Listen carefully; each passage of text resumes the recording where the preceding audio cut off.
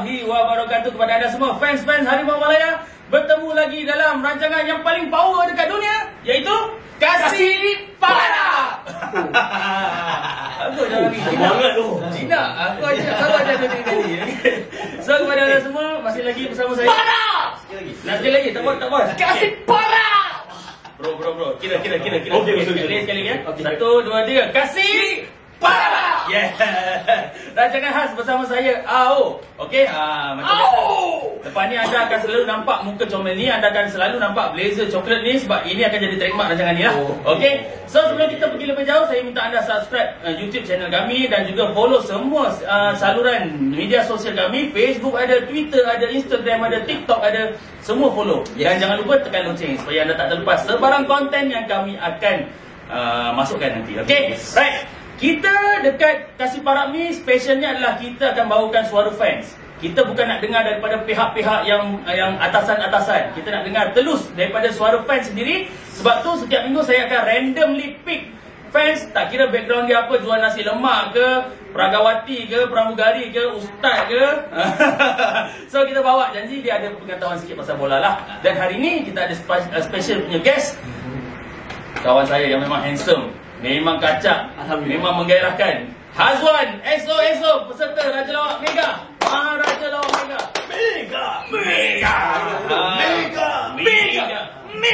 Oh.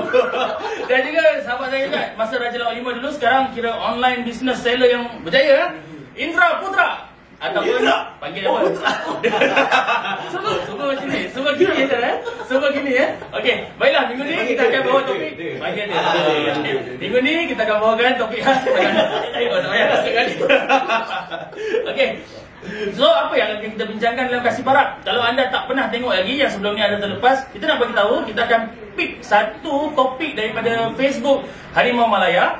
Dan kita akan ulaskan topik tersebut dan kita ulaskan komen-komen yang kita terima daripada pembaca Facebook tersebut lah. Alright. So, untuk minggu ni saya dah pilih satu post yang agak panjang juga. Tapi sebelum kita pergi jauh, nak tahu jugalah, sembang dulu. Okey Hazwan, kau tim lokal dengan tim international, apa yang kau minat? Tim lokal apa? Lokal aku jadi tim. Dan okey, jadi tim. Okey, tim international? MU. Kau? Dia? Aku sebenarnya kalau kau tanya tim, kita masih minat tim kelahiran kita. Betul? Jadi ya. Sama lah. Ya. Tapi kau tak sedar diri. Kau lahir Kelantan. Kau suka jadi tim. International? Aku mana yang menang je. Aku lalang sikit international. Kadang-kadang MU, kadang-kadang Liverpool. Tengok siapa yang menang. Kita ambil jalan selamat. Macam ni pun boleh ya. Macam dia. Okey, so kepada anda yang bakal mengecam dia, kami alu-alukan. Silakan.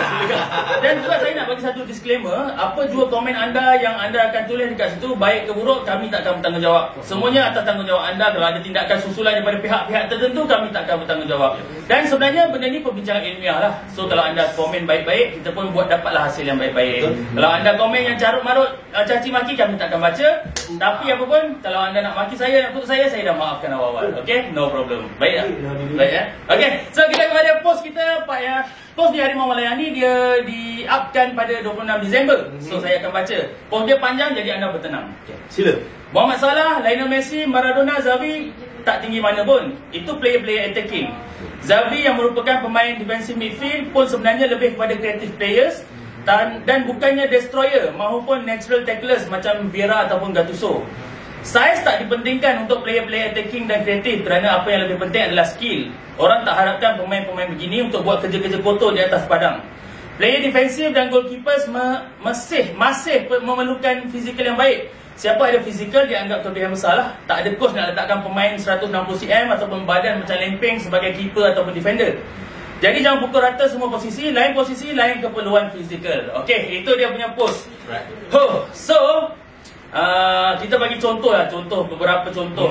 Kalau dekat Malaysia ni yang kita jelas lah, keeper keeper kita dekat Malaysia ni pun ada yang tinggi, ada yang rendah. Kalau macam Sheikh Adni tu tinggi, betul. Memang fizikal dia memang cantik lah, memang sesuai sangat untuk keeper. Kita juga ada keeper yang agak rendah, contoh Azli Syam Ibrahim dulu kan, memang agak rendah, tapi performance pun bagus juga. Macam silakan. Tiago Fahmi tu tak tinggi kan? Tiago Fahmi betul tak tinggi sangat, tapi cemerlang.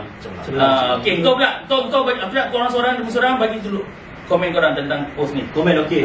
First, betul lah, aku setuju lah apa dia kata ni kan. Orang yang tak tinggi boleh je main bola. Tak ada masalah. Tak perlukan orang kata fizikal kau kena tough, saldo kena tinggi untuk jadi player attacking kan. Sebab kalau kau tengok banyak betul macam nama-nama yang disebut tu memang nama-nama yang star dunia. Messi, Xavi kan, Salah. Semua Salah tu semua star dunia. Dan diorang tinggi aku rasa Messi lagi rendah daripada aku. Betul. Messi memang tak tinggi pun. Kan tak tinggi. Tapi macam mana dia punya control ball skill. Dan itu kelebihan orang yang badan orang kata rendah ni, lincah. Tapi macam dia cakap pun, untuk attacking fizikal memang okey kalau Okey, kecil, sebab kecil. dia yang penting nak laju. Betul. So Messi berada di tempat yang betul lah Betul sebab lah dia tu. attacking. Tapi kalau macam kau ada defend, salah ke defend kalau badan kecil? Dia dia macam ni tau. Bagi aku fizikal ni ada dua benda. Satu, fizikal memang kau dilahirkan macam tu, tak boleh diubah. Kedua adalah fizikal yang kau boleh ubah. Yes. Working out lah. Workout. Right. So maksudnya benda yang tak boleh ubah tu it's okay. Jangan jadikan sebagai sekatan atau batu menghalang untuk kau perform. Tapi kita fikir logik, orang yang badan dia lean yang solid, dia akan lebih perform, lebih fit, lebih ada impact atas badan. Terutamanya defensif. Defensif lah. Dia Sebab bukan defensif ni. Bagi aku toughness ni perlu ada pada semua sekali. Semua. Yang itu benda tu kau boleh develop. Kan? Tak perlu, jangan salahkan fizikal semua jadi. Sebab boleh sepak moden ni dia memang tak lari daripada pertembungan body contact, pergeseran kan. Sebenarnya kalau kita ikut pun Cristiano Ronaldo tu masa dia baru naik, kecil kremping je, tapi tengok dia punya workout macam mana, dia jaga pemakanan semua. Beza juga dengan player dekat Malaysia. Dia masa muda kurus, Betul. pertengahan usia dah gemuk. Dia tak lalu sadar tau. Dia terus gemuk. Dia terus potong terus. Dia 20 kurus, 23 dah gemuk dah. Sebab apa? Lepas training makan nasi gandar. Itu sebab pemakanan dia beza. Itu masuk makanan. Tapi tak semua lah, tak semua lah. Habis aku dah kena kecam dah tu. Kita tahu dah dekat komen tu aku dah kena kecam dah tu. Aduh. Okey, tak apa. Sebab kali ni yang bezanya Kasih Parab ni adalah ruangan di mana kita nak dengar suara fans. So anda bolehlah komen apa-apa yang anda rasakan patut. So daripada post ni yang sedia ada komen, saya dah pilih lah juga beberapa komen yang saya sempat baca. Okey. Apa dia? Kita antara komen-komen yang saya sempat lah kita screenshotkan. Okey. Saya cari yang mana yang sedap dibaca. Aku tersalah baca. Okey. Pilih. Muhammad Fairuz, nama dia Muhammad Fairuz, dia kata Xavi pendek pun tak apa Min, sebab Barcelona cara main jarang hilang bola. Defensive midfield, fizikal tak penting sangat pun. Malaysia tak pernah main kontrol bola yang terlalu lama. Walaupun Myanmar ke Kemboja, harapkan counter je. Sepatutnya kita pegang bola lebih lama. So pendapat kau, sebab Barcelona memang dia punya main way of playing football is controlling the ball. So pendapat kau, kalau orang yang berbadan kecil dia kena gunakan kelebihan tu, betul? Betul. Sebab dia main betul lah, dia ikut tactical setiap tim juga. Jadi terletak dekat orang kata kepakaran dia punya coach juga untuk letak player tu kat mana dan cara main tu sesuai tak dengan keadaan player tu, skill dia semua. Habis kau maksud kau kalau Malaysia ni tak sesuai ke main macam Barcelona? Malaysia tu lah, dia cara main tu kalau tengok cara permainan bola tu tengok Europe lain, Asia lain. Kalau kita tengok kita duduk Asia, kenapa kita selalu tengok EPL, kita tengok Liga Spanyol, tapi tak satu tim pun berjaya main macam dia orang. Sebab macam mana cakap, dia budaya, cara tu lain tau. Keselesaan, mungkin kapasiti kita, keupayaan setiap player ke kan. Jadi itulah bagi aku, kalau kita lah, kalau dia saja sentuh lah penilaian sikit lah kan. Kita tengok Malaysia kan, kita tengok negara Asia, negara lain makin naik. Sebab apa? Sebab dia dah tukar coach pun pakai daripada Jepun, Korea, yang memang kita tahu kuasa besar Asia.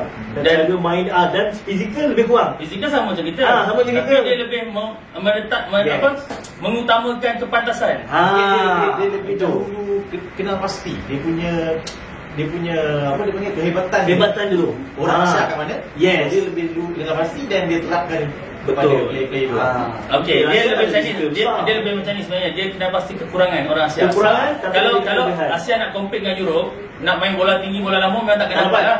So kita gunakan short pass, position. Memang Jepun dengan Korea Selatan dah terapkan game tu lama. Dan Asia Tenggara terutama Vietnam dan Indonesia masa AFF ni pun diorang dah guna coach Korea Selatan, game diorang memang lain lah. Tak ada buang bola, Yang kita dapat. Okey, kalau tengok dalam Liga Malaysia lah, kita punya preference lah. Biasanya tim Malaysia akan ambil penyerang daripada Afrika yang berbadan besar. Kita dari defend terus hantar depan, biar penyerang import tu lari laju-laju ke rebut bola. Macam taktikal tu macam taktikal pemalas lah orang kata. Main long ball je. Sebab apa? Sebab dia orang memang selesa main macam tu, ataupun dekat Malaysia memang kena main macam tu, ataupun kita tak berupaya nak ubah cara permainan lain. Kau rasa pendapat kau peribadi? Ya, kau nak kecam macam dia. Ini disclaimer dulu lah. Bukannya orang yang betul nak komen sebenarnya. Kita bagi pendapat dia. Pendapat bagi seorang orang Malaysia yang tengok suka bola sepak Malaysia. Okey. So boleh jadi betul, boleh jadi salah. Okey, Itu dah takut kena kecam. Pendapat peribadi ni kadang-kadang tak sama. Betul kan? Betul. Alright. So bagi aku sebenarnya benda tu pernah berlaku. Betul. Kalau kau tengok betul, corak permainan taktikal play dalam Malaysia ataupun Liga Malaysia dah banyak berubah sebenarnya. Banyak dah nampak taktikal dah makin cantik, formation dah nampak lebih jelas kan. So bagi aku once upon a time, yes, even Malaysia sendiri pun dulu main macam tu. Kalau kau pernah ingat dulu masa Malaysia lawan aku tengok apa AFC ke aku tengok lah lawan dengan negara-negara luar kan, dia banyak main hantar bola daripada defend boom hantar ke depan. So bagi aku lebih kepada tactical training, keserasian yang dulu mungkin dulu sikit. So sekarang ni dah banyak improvement. So kalau kau tanya aku itu corak permainan, aku rasa dah tak ada kot benda itu, kurang lah, tak nampak sangat ketara. Tactical pun dah makin bagus sekarang sebenarnya. Dia dah lebih terbuka lah. Aku ada satu sejarah yang aku ingat lah. Sebab masa tu Malaysia buat pertama kalinya layak ke Piala Asia 2007. Sebab kita tuan rumah. Bukan secara merit tau. Tapi kita tuan rumah. Masa tu jurulatih kita sepatutnya FAM akan berbelanja besar lah. Sebab itu dah satu peluang kita main Piala Asia. Tapi kita boleh spend untuk Nurul Bakar je. Nurul Bakar adalah seseorang yang kita tahu dalam Liga Malaysia pun dia suka main long ball. Dan dia praktikkan juga long ball tu dekat peringkat Piala Asia. Hasilnya, bila setiap kali kita nak hantar bola jauh ke depan, bola cepat-cepat dimatikan. Sebab tu lawan China kita kalah 5-1. Lawan Uzbek kita kalah 5-0.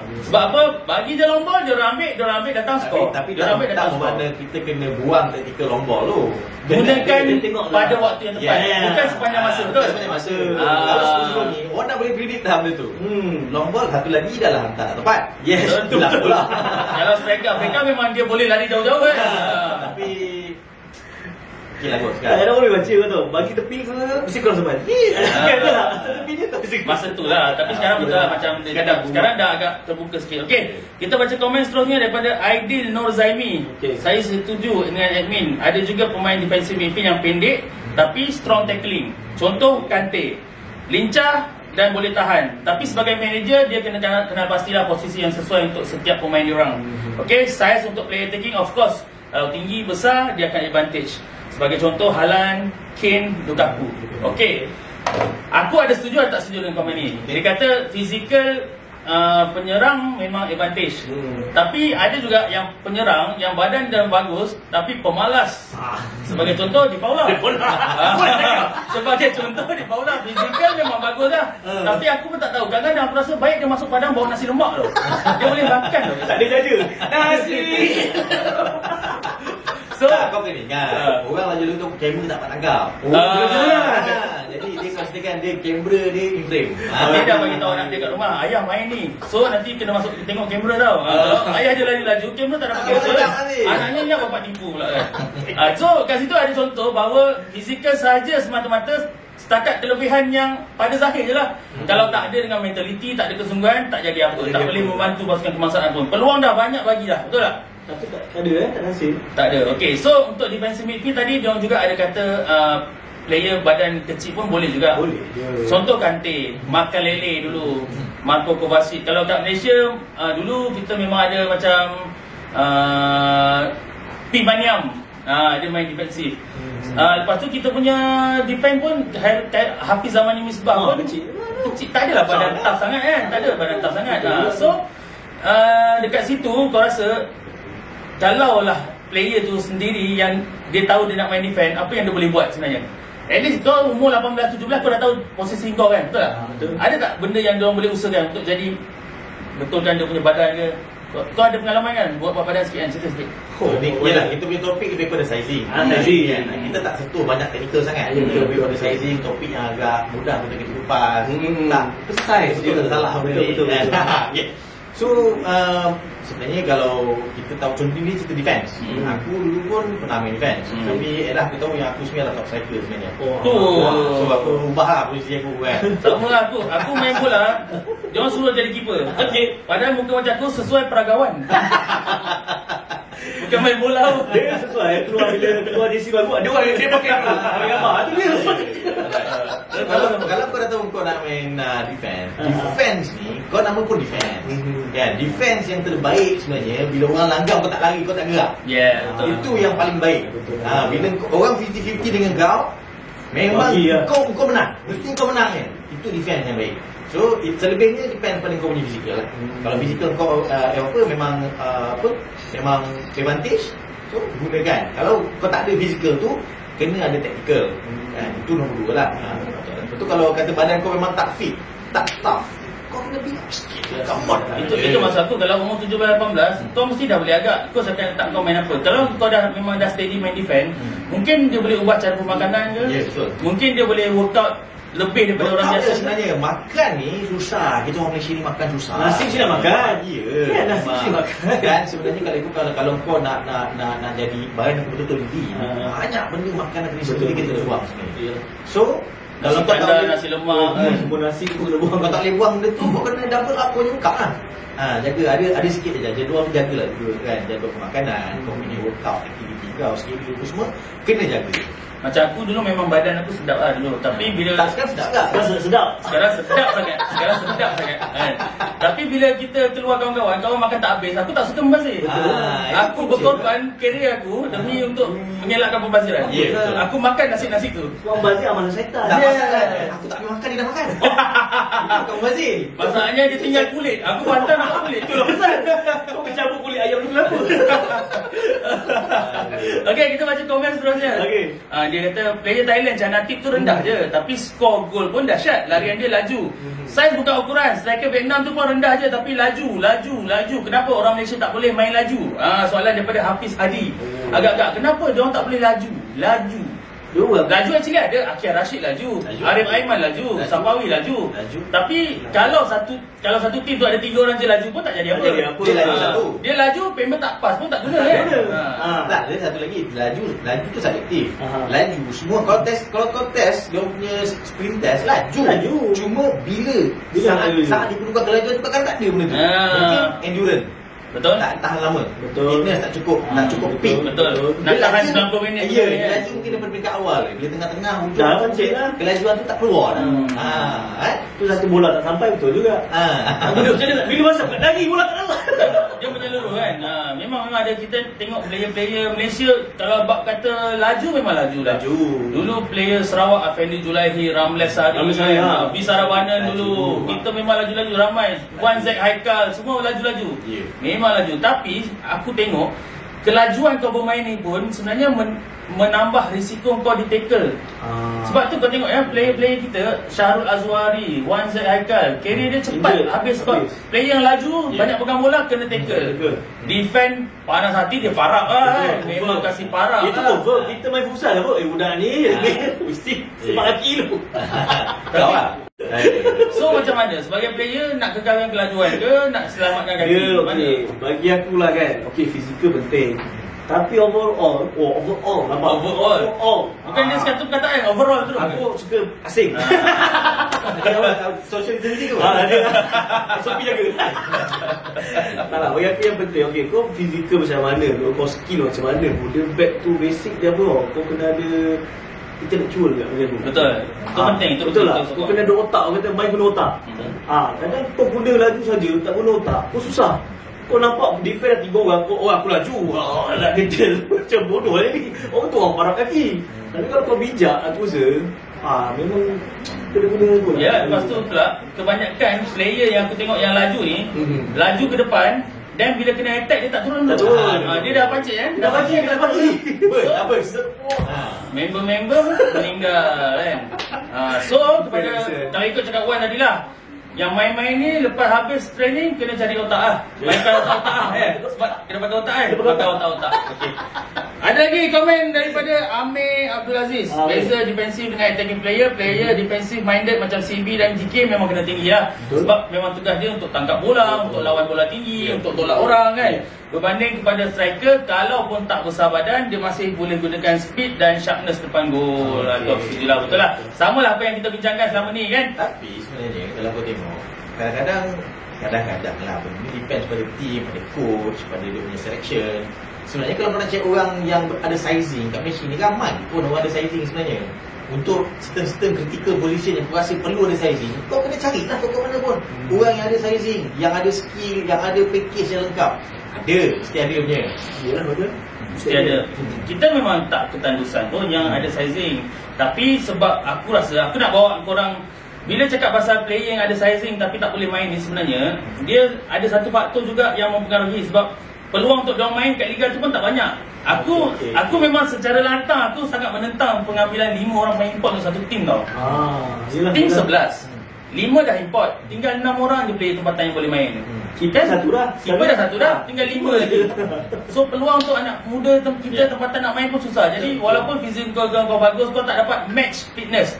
Fitness biasa kat luar boleh, tapi match fitness memang ada dalam game je. Kau tak dapat rasa kan, minit permainan penting. Okey, ada komen daripada Arif AK. Macam mana Jepun, Korea boleh compete dengan tim Europe sebab mereka tahu majority player dia orang rendah, so mereka gunakan kepantasan. Passing of course kena jaga, kena bertaraf dunia. Kalau macam Malaysia yang passing, tahan passing pun ke laut, panjang lagi lah jalannya. So kena terapkan tactical, stay deep long ball untuk counter. Terpaksa sebab kita punya basic pun macam tak berapa nak ngam lagi. Itu kata Arif AK lah. So macam ada betulnya juga. Tadi kita dah cakap kan, player Jepun, Korea memang dia agak kurang saiz, so dia gunakan kepantasan. Tapi aku suka dia kata player tahan bola pun tak betul. Memang betul. Memang kita boleh tengok kat tingkat tinggi pun tahan tak betul. Passing orang sebelah pun ke laut. Macam mana cakap? Itu basic weh. Adakah salah Tan Jin Ho sebab coach kebangsaan takkan nak trainkan benda-benda basic lagi. Mesti benda tu basic yang sepatutnya daripada awal lagi. Sekolah tu sepak bola. Coach kelab pun tak boleh nak buang masa untuk train tahan bola kot. Yelah, tak, bagi aku sebenarnya orang player-player yang dah dipilih ni untuk join, tak kisah pasukan kebangsaan ke pasukan kelab sepak dalam Malaysia sekalipun, aku rasa dia takkan bodoh lah pergi pilih orang yang memang tak boleh. Even passing pun tak boleh kan. Aku dulu masa sekolah dulu, nak selection sekolah dulu tu, rembat bola tu lepas paruh. Memang lah. Itu ada mesti ada punya kriteria of selection dia. Betul. Aku masa sekolah, cikgu jurulatih bola tu perempuan. Aku dapat wakil kelas sebab aku goda dia. Masa tu handsome. Kau boleh rupa parah lah. Okay, sama. Aku lupa. Okey, tak apa, dia macam ni. Right, jadi kalau kau fikir, aku optimis. Aku optimis, aku yakin semua player yang ada dalam Malaysia ni, tak kisahlah import ke ataupun memang local player sendiri pun, memang diorang dah ada punya skill, diorang punya package yang niche. Bagi aku memang dah maksimum dah. Tapi kadang-kadang benda ni bila kita masuk dalam padang, dia jadi lain. Apa jadi lain? Masa training okey, masa dalam padang jadi lain. Apa jadi lain? Aku faham. Dengan dia punya nervousnya. Kalau kau pernah dalam padang, kau tahu ada banyak faktor dalam padang. Pertama adalah fitness kau ni, kau punya individu, personal kau sendiri. Mungkin hari tu kau ada masalah. Kan? Kau ada masalah, kucing kau nak beranak, dan tu kau tak hantar lagi. Jiran kau sebelum main, jiran kau minta dia kutu. Kau tak gaji lagi kan? Contoh lah kan. Kau punya stres individual kau sendiri. Okay. Yang kedua mungkin kau punya tahap kesihatan kau. Yang ketiga mungkin disebabkan oleh kawan-kawan. Lepas tu ada pula penyokong yang dah jerit, "Oi, bodoh lah." Itu daripada luar punya anasi-anasi negatif dari luar pun sama juga. Yang kelima mungkin dia sendiri nervous hari tu. Kau kadang-kadang contohlah kita pun kadang ada masa kita bagus, ada masa kita pandai, ada masa kita bodoh juga. Hari ni hari bodoh saya tuan. Tapi dia macam hari ni. Jadi benda tu banyak faktor sebenarnya. Cuma bagi aku, macam mana kita nak kekalkan momentum tu di luar padang, dalam latihan sampai ke dalam perlawanan. Macam mana kita nak kekalkan momentum tu? Yang tu kita kena postmortem balik. Apa yang tim-tim profesional Europe ke apa yang diorang buat? Mungkin kita boleh buat tambah. Aku nampak point tu. Tapi player negara lain pun ada masalah yang sama. Tapi apa kaedah diorang boleh settlekan benda tu? Kaedah tu. Aku cakap tu kaedah tu. Kita kena cari kaedah tau. Mungkin ada kelas Berapa lama dah weh? Berapa tahun dah weh? Mungkin diorang tak jumpa kaedah tu lagi. Kita hidup berapa puluh tahun kau tengok. Kau tengok even kau sekarang stadium kita baru 2-3 tahun ni je bagus. Main bola dah berapa puluh tahun. Itulah. Kan? Dia sains sukan, sains sukan ni kita macam lebih fokus pada apa fisio, pemakanan. Padahal psikologi pun penting tau. Yeah. Mungkin kat situ kurang penerapan FNM ke peringkat negeri ke, kena jaga psikologi juga. Bukan bola je. Kalau buat psikologi ni aku bagi contoh badminton lah. Kisona, pemain favourite aku, S Kisona, pemain baru 19 tahun, 20 tahun. Dia hari tu masa Sukan C 2019, dia adalah pemain wildcard yang dapat bertanding lepas player utama injured. 2 player utama injured baru dia dapat main. Dia pergi dengan tanpa harapan juara. Okey. Tapi bila Piala Sudirman tahun ni hari tu bulan 7 ke apa, kalah, dia kena kecaman sampai resis, sampai keluarga dia pun kena. Sampai sekarang dia terus masih lagi down. Dan baru ni World Champ, dia kalah dengan Turki tu. Player Turki. Malaysia badminton kalah dengan Turki. Oh, dia macam bola tu Malaysia kalah dengan Persatuan Ibu Tunggal tu. Aku dah tak boleh terima tu. Perumahan nak Contoh. Seram pula. Dia punya perumahan. Tapi memang boleh kalah weh. Kesian. Takkan kau nak aku. Saya maksudnya tekanan tu memang bisa lah kan. So itu tadi hal tekanan lah, mentaliti. So mungkin kalau ada orang-orang yang tertentu yang berkenaan yang dengar ni, ambil lah idea daripada kami. So kita terapkan, kuatkan lagi mentaliti pemain, psikologi. Okay, aku nak bacakan satu komen ni daripada Ali Cucu. Ni fake account ni. Fake account. Dia nak bagi contoh pasal Thomas Muller. Thomas Muller ni gelaran dia dekat sana the last room doctor. Susah nak sebut tu. Lebih kurang macam tu lah. Saya kongsikan kelebihan Thomas Muller mengikut pandangan Pep Guardiola. Okey. Masa dekat Bayern Munich dulu, bagi Pep Guardiola, Muller ni seorang pemain yang biasa je. Tak ada skill, tak ada speed, tak ada ability yang mantap, tak ada keistimewaan apa-apa pun. Tapi yang menjadikan dia pemain yang penting untuk Bayern dan Jerman adalah dia sentiasa berada pada kedudukan yang tepat pada masa yang tepat. Sebabnya dia ada stamina, dia boleh berlari keliling padang, dia tahu waktu bila dia diperlukan. So bila kau sentiasa ada di waktu yang diperlukan, dia terus secara tak langsung dia menjadi pencipta ruang. Dalam tim Jerman tu dia pencipta ruang. Dekat mana pun bola, bila dia ada, dia boleh cipta ruang untuk player lain. Keyword dia rajin. Yes, rajin. Stamina, rajin. So dengan tambah dia punya bijaksana sikit lah. So aku tak adalah cakap Malaysia punya mula siapa-siapa, tapi kau rasa siapa player Malaysia yang ada intelligent macam tu sekarang? Sekarang Dia kalau intelligent secara spesifik Kau punya diam mikir macam tak ada tu. Kita fikir jangan macam tu. Dia berdasarkan ni kan. Tak adalah, dia kalau secara spesifik kebijaksanaan pencipta ruang tu mungkinlah tak ada yang betul-betul A. Tapi ada player Malaysia juga yang ada magic sebenarnya. Amri Yahya, Badrul Bakhtiar kan. Sekarang ni Safawi Rashid. Bila ada waktu yang betul, dia orang yang akan up kan. Aku harapkan ada lagi player-player muda yang ada kuasa power magic macam ni tau. Kau kalau dalam player-player sekarang, siapa yang kau rasa tonggak utama Malaysia? Di Paula? Di bola. Itu kau boleh jusi nombor di Paula? Aku kalau Malaysia aku suka Akia Rashid. Dia memang nampaklah dia pegang bola tu, kita yakin bahaya ni. Dia defend lawan pun cuak sikit kalau tengok mesti dia ada je cara dia. Tapi sayangnya dekat JDT pun dia bukan player utama. Sebab ruang tu tak ada. Itulah. Kalau aku jadi Akia, mungkin dia diperlukan berdasarkan tertentu. tapi kalau aku jadi Akia lah, aku pergi tim lain. Kedah ke, faham tim yang kuat, tim yang kuat, tapi kau boleh main first 11 supaya kau tak hilang, tak kalah tau. Kalau tanya aku, sayang. Sebab berapa ramai player-player yang berpotensi yang tak dapat main, kita dah lupa dah. Ada Syazwan Andik. Kalau aku sebut kau dah tak ingat dah. Syazwan Andik kan. Amirul Hadi mana Amirul Hadi? Tak tahu kan. Macam tu lah lebih kurang. Amirul Hadi dah tua lah. Tapi dulu masa dia masuk pun dia tengah cemerlang tak? Okey, kau apa nak cakap tadi? Aku potong tadi. Aku sambung kau cakap tadi. Nasib baik kau boleh bercakap juga. Kalau semua tetamu aku sama macam tu, nak cakap. Okey, balik kepada Akia Rashid tadi kan. Akia Rashid ni kau cakap dia tak banyak peluang main atas padang. Cuma takut dipudar, berkarat. Tapi bagi aku, mungkin daripada pandangan mata sudut seorang jurulatih, dia tahu kat mana kelebihan Akia Rashid ni. Kat mana dia diperlukan.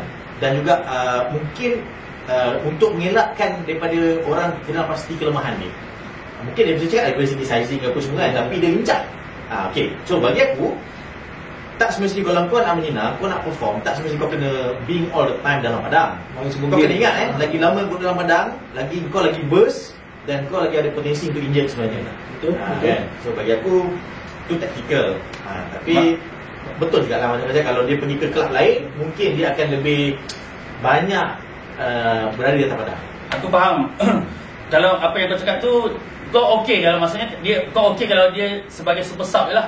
Sebab setengah player memang dianggap sebagai super sub je oleh guna sosial dulu. Dia masuk main MU time diperlukan saja. Kalau Arsenal dulu kita ada Theo Walcott. Aku punya kawan Arsenal pun salah sebut. Theo Walcott. Dia memang akan masuk 15 minit lah, 20 minit lah sebab dia nak bagi impact untuk ubah game je. Tapi mungkin ada setengah orang pendapat sayang lah Akia kalau main sebagai super sub je. Tapi sebetul setakat ni yang kita nampak, bila dia masuk je mesti akan berubah game kan. Mungkin senjata tu yang akan dijadikan senjata utama kita lah. Aku tak ada masalah tentang tu. Okay, Luqman Hakim dia kata selain saiz badan, macam tu juga faktor umur sebenarnya. Tak kira tua ke muda, kalau ada inisiatif sendiri, boleh training, boleh majukan diri, sentiasa sedia untuk dipanggil untuk national call up anytime pun boleh. Aku setuju. Contoh yang paling jelas, Amri Yahya masih main umur 41 tahun.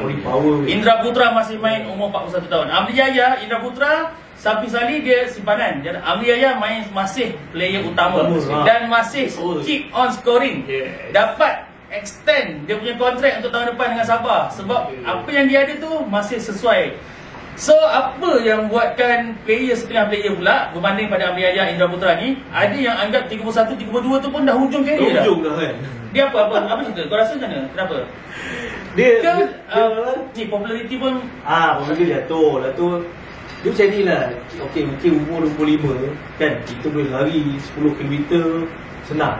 Umur dah naik 30, kau dah pernah sikit kan, jadi kau rasa kau dah down. Tapi sebenarnya kalau kau ni still boleh jaga. Cristiano Ronaldo sekarang pun power lagi weh, kan, still player terbaik dunia. Betul? Jadi apa pun terletak pada diri aku rasa kau sendiri kena jaga fitness kau, jaga level cara main kan. Tapi benda tu mentaliti memang weh, macam kita lah. Kau sebelum kahwin dah kahwin automatik kau sendiri tak jaga. Auto weh. Itu mindset lah. Itu bagi aku apa pun mindset. Itu lah. Dia pula dia lain sikit daripada cerita yang aku dengar. Dekat Malaysia ni, budaya dekat Malaysia, player senior kalau training dah terbiasa dah. Dekat Malaysia budaya player senior dia training tak beri sangat. Coach pun takkan kacau sangat. Sebab kau dah dia dah star satu. Contohlah kau pemain star, kau senior, Wan nanti lari 10 barang ya, tapi kau lari 6 je. Coach takkan marah pun. Setakat aku dengar lah, betul tak betul lah, tak tahu. Betul. Logik lah. Kau dalam company kau pun aku dah start. Kau sini orang lama kan. Kau terlambat sikit kau pejam mata sebelah. Kau budak pun nak main kan. Ya. Kau saya tahu kau tengah lepas macam kita juga tengah beli. Kau budak paling baru sekali kan. Kau pergi beli ya. Pergi lah beli. Itu budaya yang betul juga. Aku percaya kalau dekat Malaysia boleh hilangkan benda tu. So umur 34, 35 pun masih ada daya saing. So dia tim tu lengkap lah. Tak adalah yang orang kata senior tu tukang mengarah je. Kadang player muda beri lari, tukang senior tukang marah pula. Itu standard.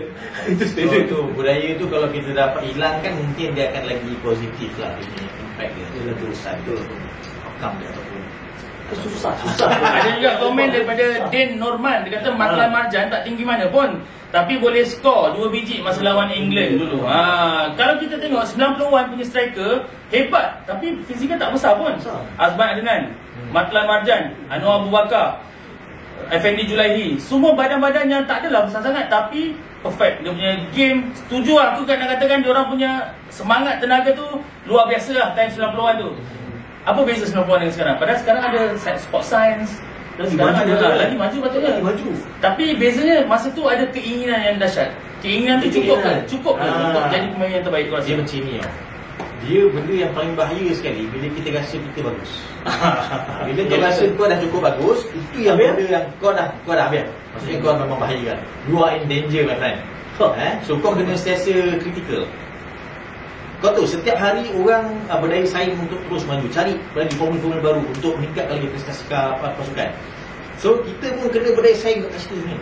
Aku macam rasa dalam kusuk usahawan. Usahawan lah. Sorry kita tak bawa. Renung-renungkan